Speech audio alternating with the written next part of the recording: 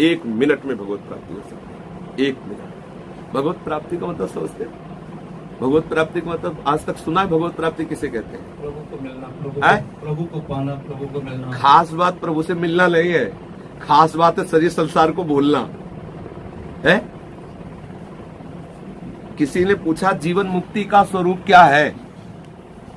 पूछा था कभी, जीवन मुक्ति का स्वरूप क्या है? तो इसी में उत्तर छुपा हुआ है। का, क्या, ये 2 हटा दो। जीवन मुक्ति का स्वरूप क्या है? तो का और क्या हटा दो, फिर बोलो इस शब्द को। है? का हटा दो और क्या हटा दो। तो जीवन मुक्ति स्वरूप है। समझ आ गया? क्या है? स्वरूप, जो हमारा आत्म स्वरूप है, यही जीवन मुक्त है। ये सब भूल जाए, अपने स्वरूप में स्थित हो जाए, यही जीवन मुक्त है। उस प्रश्न में ही उत्तर। तो जैसे हम क्या मुक्ति हो सकती है, तो सही पूछो तो हम मुक्त हैं।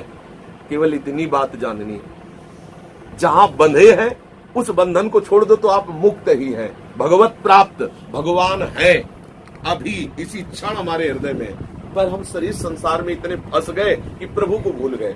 शरीर संसार को भूल जाओ तो बिना किसी चेष्टा के भगवत प्राप्त हो जाओगे।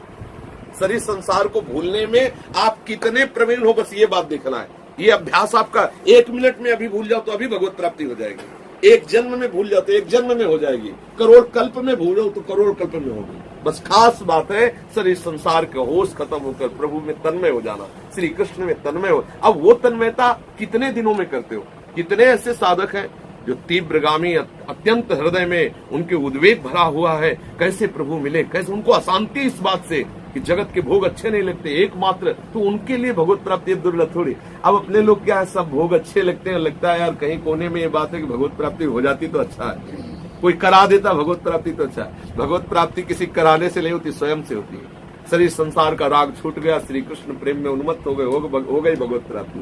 कई बार हमने कहा है कि वर्तमान के समय को भगवत चिंतन में व्यतीत करो, भगवत प्राप्त ही हो। कई बार कहा, बस इस बात को समझना है। हमारा ये सेकंड गया राधा वल्लभ चिंतन करते, ये समय मुक्त हो गया ना, ये सेकंड मुक्त है ना, ये बंधन युक्त तो नहीं। अगर संसार का चिंतन हुआ, भोग का चिंतन हुआ, तो ये सेकंड बंधन वाला हुआ ना। अगर हम प्रति सेकंड राधा वल्लभ श्री हरिवंश चिंतन करें तो मुक्त होते चले जा रहे हैं ना। जितना जितना संसार का चिंतन मुक्त छोड़ गए उतना हम मुक्त है, नहीं मुक्त है। अब हम कुछ विषय में बंधे हुए हैं, हम उसका चिंतन छोड़ के श्री जी से संबंध कर ले, बस हम मुक्त हो गए। कोई चिंतन न सोचति न कांक्षति समा सर्वेषु भूतेषु मद भक्तिम लभते पराम ब्रह्म भूता प्रसन्ना। यह है स्थिति। ब्रह्म भूता प्रसन्नात्मा न सोचति न कांक्षति समा सर्वेषु भूतेषु मद भक्तिम लभते पराम। इसी के लिए हम सत्संग करते हैं, इसी के लिए गुरु चरणों का आश्रय लेते हैं कि गुरु कृपा प्रसाद से हमें बात समझ में आ जाए कि भगवत प्राप्ति हमें करनी। वस्तुतः भगवत प्राप्त ही है, केवल संसार का चिंतन छूट जाए तो अनुभव में आ जाएगा।